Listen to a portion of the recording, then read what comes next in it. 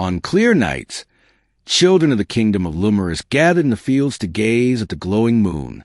If one looked closely, they could see a faint shadow across its face, shaped like a man stooped beneath a heavy weight.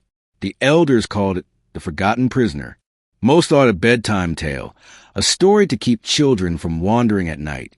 But travelers spoke of strange things, of hearing moans in the stillness of moonlit nights, of seeing the shadows shift as though the prisoner tried to break free. And always the warning, never curse the moon lest it hear you. But no one truly knew how the man had come to be there. His story was scattered in whispers, fragment of a legend too dark to tell aloud. Long ago, before kingdoms rose, there lived a man named Kaelen. He was no ordinary thief. He stole not from farmers or lords, but from the gods themselves.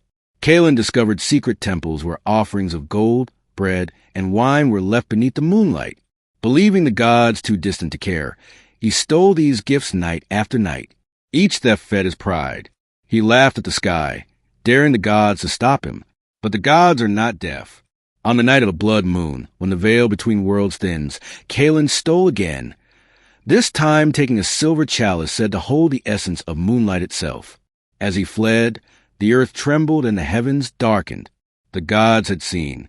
The sky split with fire. A voice thundered across the land. Kaelen, thief of eternity, you have mocked the divine. Your soul shall be bound where your crime was born, beneath the watch of the moon. Kaelen tried to flee, but his legs turned heavy as stone. Villagers watched in terror as light from the moon wrapped around him like chains. He screamed as he was pulled upward, his body lifted into the night sky. His final cry echoed, I only wanted to be free. The people fell to their knees as the crimson light faded. When they looked up, they saw it. The shadow of a man bent beneath a burden. Etched into the face of the moon, Kaelen's prison was cruel. By day, he lay in silence, hidden from the world. But when the moon rose, his torment awakened. He could see the earth he once walked, hear the prayers of mortals, even smell the offerings left in the temples. But he could never touch them again. The gods had given him a weight to carry, an endless bundle of sticks across his back, each branch representing one of his sins. The more he longed for freedom, the heavier the bundle grew. If he stopped moving, fire consumed his body until he walked again. Mortals looked up and whispered prayers for him, but their pity only deepened his shame. He was an eternal reminder. No one can mock the heavens without paying the price. Centuries passed, and with them, strange stories. Shepherds claimed they heard a man's voice on still nights, begging for water. Sailors lost at sea swore they saw a shadow waving at them from the moon. Lovers who pledged themselves beneath the moon's glow sometimes dreamed of Kaelen, warning them, do not steal what belongs to the gods. Love, honor, and time are not yours to take.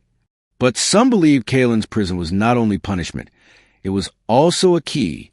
Mystics claimed that if one could reach him, the prisoner would reveal secrets of the gods themselves.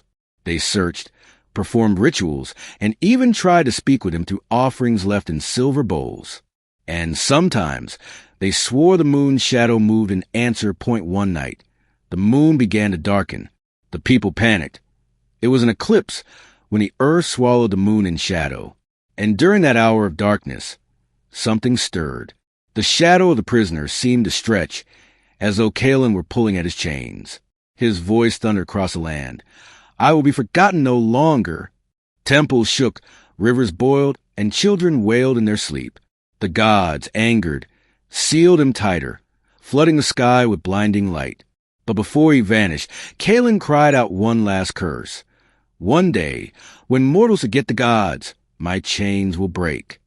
The moon returned to normal, but those who saw the eclipse never forgot the sight of the prisoner trying to escape. Till this day, if you look at the moon on a clear night, you can see him still, the stooped figure carrying his eternal burden.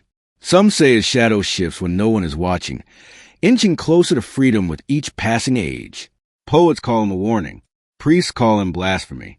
Dreamers call him a lesson, that even defiance can outlast time. But wanderers and storytellers know the truth. He is not gone. He waits, watching from his prison, whispering to those who dare to listen. And if the world ever forgets the gods, the shadow may walk the earth once more. Look long enough, and you may hear him whisper too, "Do not laugh at the moon, for the moon never forgets.